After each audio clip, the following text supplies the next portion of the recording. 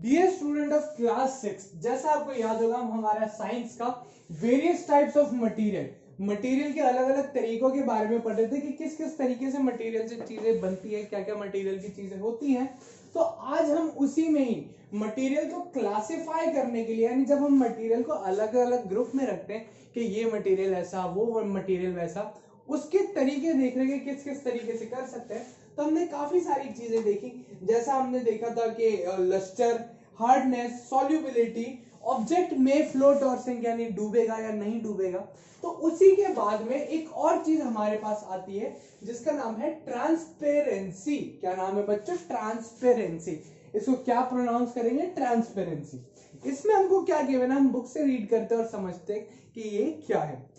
Objects which allow light to pass through them completely are called transparent। बच्चों कोई चीज, कोई मटेरियल, कोई भी ऐसी चीज जो जिसके ऊपर अगर लाइट गिरे यानी रोशनी गिरे और उसमें से सारी की सारी रोशनी आर पार हो जाए तो वो चीज क्या कहलाती है बच्चों? ट्रांसपेरेंट। क्या कहलाती है? ट्रांसपेरेंट।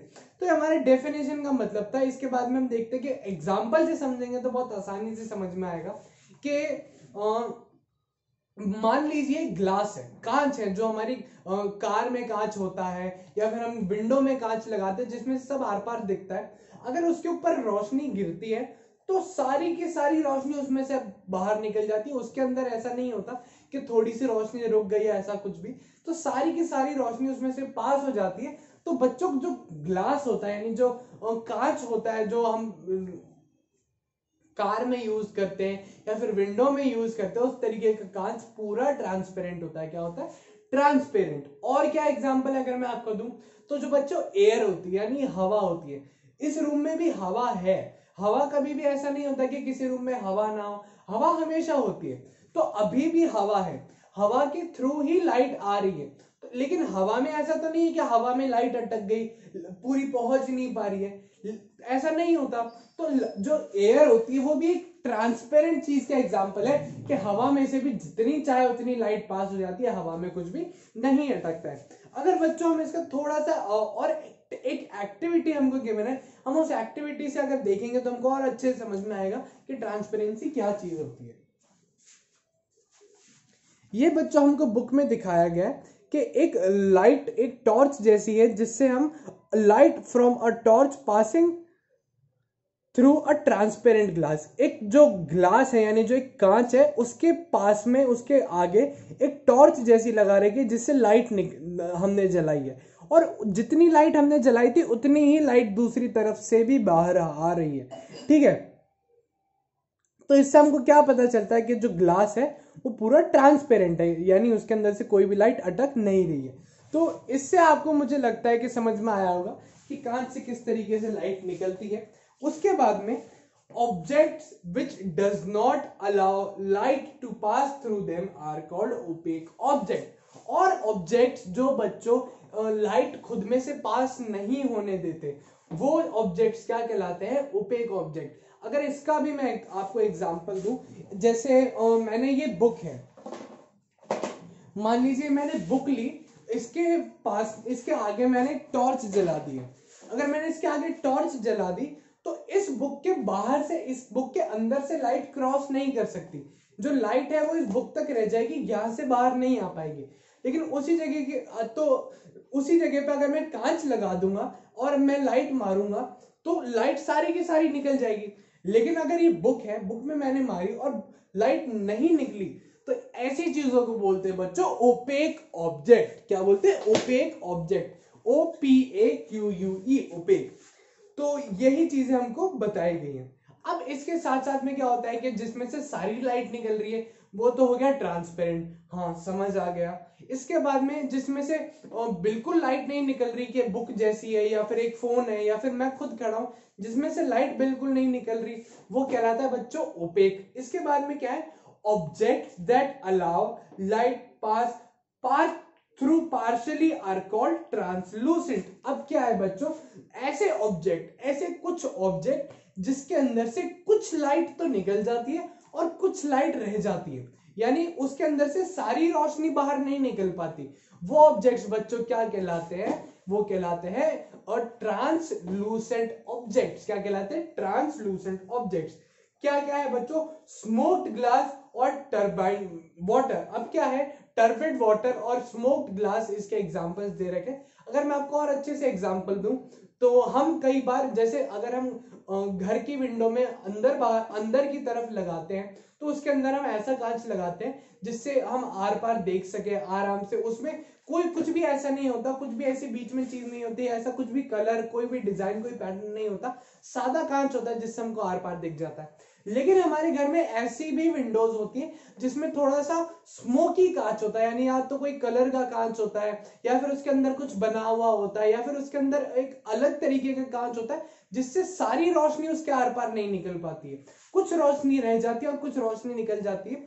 तो वो जो कांच कहलाते हैं बच्चों, वो कहलाते हैं ट्रांसलूसेंट ऑब्जेक्ट्स। क्या कहलाते हैं? Translucent objects. तो ये चीजें हमको ट्रांसपेरेंसी के अंदर हमको बताई गई है। तो हमने देख लिया कि हम अलग अलग रोशनी किस हिसाब से उसमें से निकल रही है, उसके हिसाब से कैसे डिसाइड कर सकते हैं कि कोई ऑब्जेक्ट कैसा है। अब इसके बाद में आता है हमारे पास में बच्चों कंडक्शन ऑफ हीट। क्या आता है? Conduction of heat. Conduction of heat में हमको क्या गिवन है?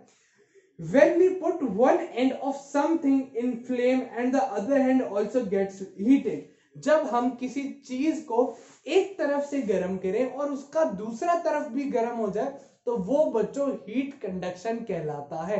क्या कहलाता है? हीट कंडक्शन कहलाता है। वही बच्चों ये डेफिनेशन हम इसको एग्जांपल से पढ़ेंगे तो हमारे लिए और आसान हो जाएगा। This ability of certain substances to permit flow of heat through them is called thermal conductivity और कंडक्टेंस ऑफ हीट। जब कोई ऑब्जेक्ट में, मान लीजिए ये कोई ऑब्जेक्ट है, ये कोई एक मेटल की प्लेट है, यहां से मैंने इसको मान लीजिए हीट देना शुरू किया, मैं इसको यहां से हीट दे रहा हूं, यहां से एक गैस स्टोव जैसा लगाया है मैंने, यहां से एक मैं उसको हीट दे रहा हूं, ठीक है। अगर मैंने इसको यहां से हीट दी, यहां से गर्म होना शुरू हुआ और इसके अंदर जो गर्मी है वो यहां तक पहुंच गई है, मुझे यहां से पकड़ने में भी ये गर्म लग रहा है, तो वो क्या कहलाती है बच्चों के? उसको हम कहते हैं हीट कंडक्शन। क्या बोलते हैं बच्चों? Heat conduction. कि जो गर्मी है हम एक तरफ से गर्म कर रहे हैं, उससे पूरी की पूरी प्लेट गर्म हो गई या फिर जो पूरा का पूरा ऑब्जेक्ट वो गर्म हो गया, तो हम उसको क्या कहते हैं? Heat conduction. We see pressure cooker and frying pan and baking plate in our kitchen। अगर हमने देखी होगी, हम प्रेशर कुकर यूज करते हैं, हम पैन यानी तवा यूज जो हम करते हैं, या फिर कोई भी किचन में जो हम यूटेंसिल यूज करते हैं, माइक्रोवेव में, ऐसी चीजें। We also observe that they are made up of various metal and plastic। ये सारी जो चीज होती है बच्चों अलग अलग मेटल यानी अलग अलग जो धातु होती है उनसे बनी हुई होती है और उसमें कुछ ना कुछ पार्ट प्लास्टिक का भी लगा हुआ होता है। This is not because wood और plastic does not become hot while cooking. क्यों मेटल का हम यूज करते हैं? क्यों मेटल का हमको यूज करना पड़ता है? बिकॉज जो लकड़ी होती है और जो प्लास्टिक होती है उसमें ऐसा कुछ नहीं होता। लकड़ी को आप ऊपर से जलाइए और लकड़ी को नीचे से पकड़ लीजिए, नीचे तक उसमें गर्मी नहीं आती है इतनी ज्यादा। वहीं अगर हम लोहे की एक पाइप को आगे से भी गर्म करेंगे ना तो पाइप पीछे तक पूरा का पूरा गर्म हो जाएगा। इसलिए हम जब कोई चीज पकानी होती है तो हम मान लीजिए छोटे से हिस्से में अगर गैस हमारी जल रही है, छोटे से हिस्से में भी फ्लेम दे रही है, तो पूरा का पूरा बर्तन इकट्ठा गर्म होगा, इसलिए हम मेटल का यूज करते हैं। उसके बाद में thus we can say that metals are good conductor of heat whereas wood, plastic and glass are bad conductors of heat। इससे हमको क्या समझ आता है? इससे हमको ये समझ आता है जो मेटल की चीज है, जो धातु की चीज, जैसे लोहे का हो गया और एल्यूमिनियम का हो गया, इन सब के जैसे बर्तन बनाते हैं, इससे हमको क्या पता चलता है? इनके अंदर गर्मी बराबर जा रही है, इनके अंदर गर्मी बहुत अच्छे से जा रही है, यानी हीट का कंडक्शन बहुत अच्छे से हो रहा है। Good conduction of heat, good conductors metals. तो इससे हमको क्या पता चलता है? जो मेटल होते हैं, जो धातु होती है, वो गुड कंडक्टर ऑफ हीट होता है। और वहीं अगर हम लकड़ी को गर्म करते हैं और प्लास्टिक को गर्म करते हैं, उसमें इस तरीके से गर्मी नहीं जाती है आगे, वो गर्मी आगे नहीं देता, तो वो क्या कहलाते हैं? Bad conductor of heat. क्या कहलाते हैं? Bad conductor of heat. अगर आप अपने बुक में देखेंगे तो बुक में आपको फोटोज भी गिवन है, किस तरीके के जो बर्तन है ये दिखाए गए हैं कि कुकर है, एक फ्राइंग पैन जैसा है, अलग अलग तरीके के बर्तन जो मेटल के बने हुए हैं। किसके बने हुए हैं? मेटल के बने हुए हैं, मेटल के बने हुए। और अगर आप कुकर में देखेंगे तो पूरा कुकर मेटल का बना हुआ है, लेकिन जो पकड़ने का हिस्सा है वो प्लास्टिक से बना हुआ है। जो पकड़ने का हिस्सा है वो प्लास्टिक से बना हुआ है। क्यों? क्योंकि प्लास्टिक को आप अंदर की तरफ से वो अटकी हुई है भले, तो वो अंदर की तरफ से गर्म होगी, लेकिन बाहर तक तो उसमें हीट जा ही नहीं रही, तो हम उसको आसानी से पकड़ सकते हैं। वहीं अगर वो मेटल का बना होता तो पूरा इकट्ठा एक साथ गर्म होता, हम उसको पकड़ नहीं सकते थे। तो ये चीजें हमको हीट कंडक्शन के बारे में समझ आती है। इसके बाद में क्या है?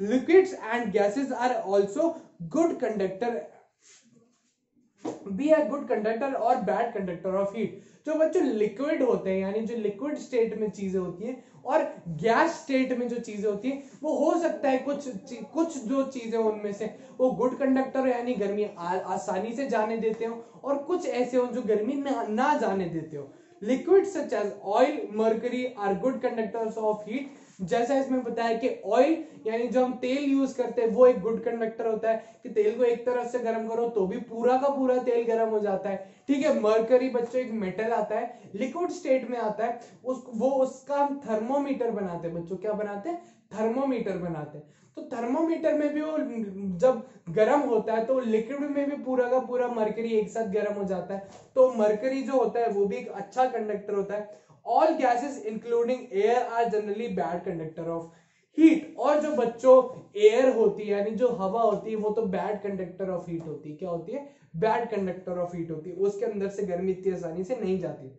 Since air is a bad conductor of heat, it acts as insulator of heat which put the layers of clothing, heat from our bodies are not conducted and cold inside it is remains।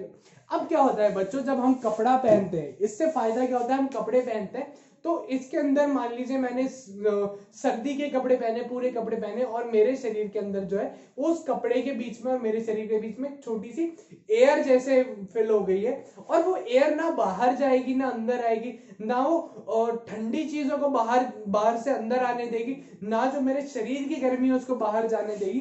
तो ये जो conductivity होती है जो air की खराब होती है उसका ये फायदा है।